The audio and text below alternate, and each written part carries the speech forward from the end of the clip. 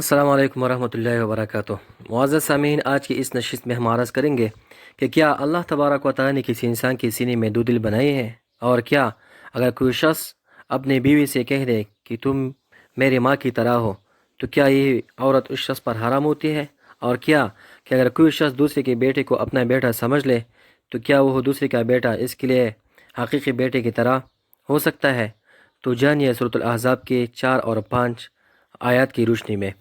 اعوذ باللہ من الشیطان الرجیم، بسم اللہ الرحمن الرحیم۔ ما جعل اللہ لرجل من قلبین فی جوفہ وما جعل ازواجکم اللائی تظاہرون منہن امہاتکم وما جعل ادعیاءکم ابناءکم ذالکم قولکم بافواہکم واللہ یقول الحق وهو یہدی السبیل، جس کا ترجمہ ہے، اور نہیں بنائی اللہ تبارک و تعالیٰ نے کسی انسان کے سینے میں دو دل، وما جعل ازواجکم اللائی تظاہرون منہن امہاتکم، اور نہیں بنائی اللہ تبارک و تعالی نے تمہاری بیویوں کو،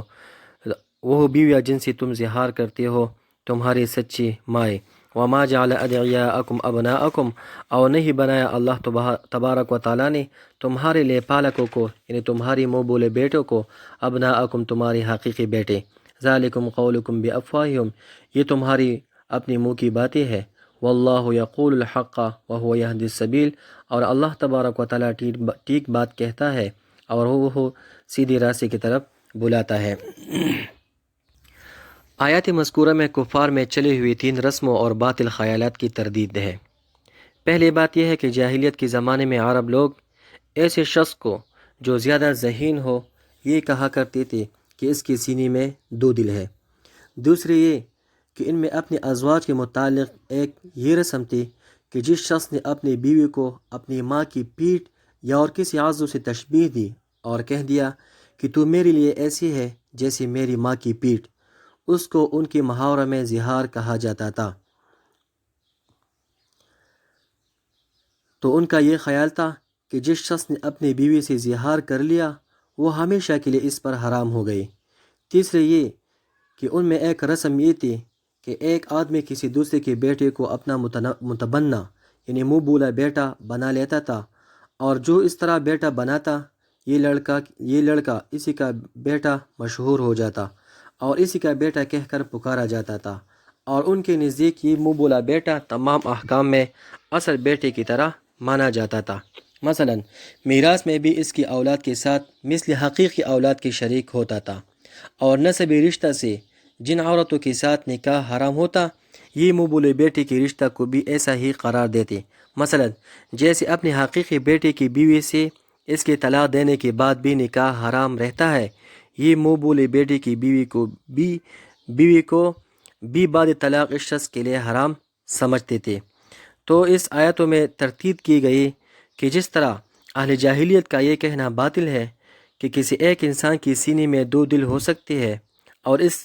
اس کی بطلان کو ہر عام اور خاص سمجھتے ہیں، اسی طرح زہار اور متبنہ کی مسائل میں بھی ان کے خیالات باطل ہیں۔ اور باقی 2 مسئلوں میں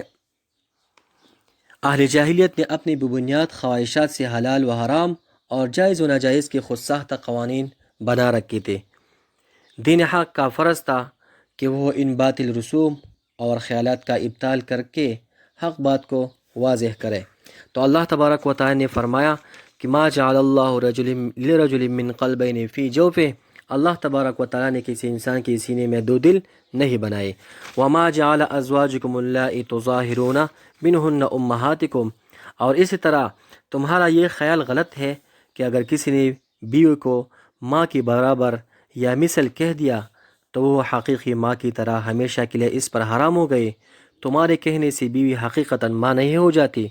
تمہاری ماں تو وہی ہے جس سے تم پیدا ہوئی ہو۔ اس آیات نے اہل جاہلیت کی اس خیال کو تو باطل کر دیا کہ زہار کرنے سے حرمت معبدہ نہیں ہوتی، یعنی وہ عورت شوہر پر ہمیشہ کے لیے حرام نہیں ہوتی، لیکن ایسا کہنا گناہ ہے، اس سے پرہیز کرنا واجب ہے، اور ایسا کہنے والا اگر کفارہ زہار ادا کر دے تو بیوی اس کے لیے حلال ہو جاتی ہے۔ تو آئیے جانتے ہیں کہ زہار کیا ہے اور اس کا حکم کیا ہے۔ زہار ظہر سے مشتق ہے، اور ظہر کے معنی ہے پیٹھ یعنی کمر، اور اس کے لغوی معنی ہے کہ کوئی شخص اپنی بیوی کو ایسا کہے کہ تو مجھ پر میری ماں جیسی ہے، یا کہ تیری کمر یا پیٹھ میری ماں کی پیٹھ یا کمر کی طرح ہے، یا اپنی بیوی کی کسی عضو یا کسی اندام کی کسی محرم عورتوں کے ساتھ تشبیہ کہنے کو زہار کہا جاتا ہے۔ زہار کا شرعی حکم یہ ہے کہ اصل نکاح باقی رہتا ہے، مگر کفارہ ادا کے بغیر تعلقات زن و شوہر قائم کرنا حرام ہے۔ زہار کا کفارہ اسی صورت میں واجب ہے جب زہار کرنے والا شخص اپنی بیوی سے مجامعت کا ارادہ رکھتا ہے۔ کفارہ یہ ہے کہ یا تو مرد ایک غلام آزاد کرے، یا 2 مہینے متواتر روزی رکھے، یا 60 مسکینوں کو کھانا کھلائے۔ لیکن ضروری ہے کہ کفارہ مرد و زن کے خلوت والے تعلق سے پہلے ادا کیا جائے، یعنی جماع کرنے سے پہلے کفارہ ادا کیا جائے۔ اسلام سے پہلے زہار کو طلاق کے مترادف سمجھا جاتا تھا، لیکن حضور صلی اللہ علیہ وسلم نے اسی نرم کر کے کفارہ ادا کرنے کی وقت پابندی میں تبدیل کر دیا، اور اللہ تبارک و تعالی نے حکم فرمایا کہ ایسا کرنے والا شخص کفارہ زہار ادا کرے اور اس کی بیوی اس پر ہمیشہ کے لیے حرام نہیں ہوتی۔ اور اسی طرح دوسرا مسئلہ ہے متبنہ بیٹے کا۔ وما جعل ادعیاءکم ابناءکم، ادعیاء دعی کی جمع ہے۔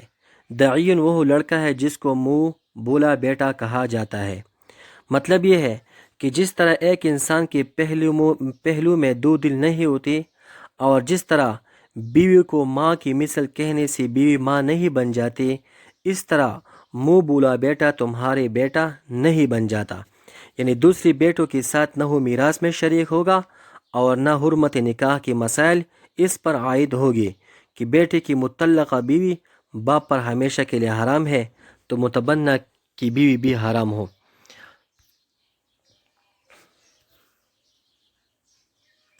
تو اس لیے حکم دیا ادعوہم لآبائہم هو اقسط عند اللہ، یعنی منہ بولو بیٹوں کو پکارو، ان کے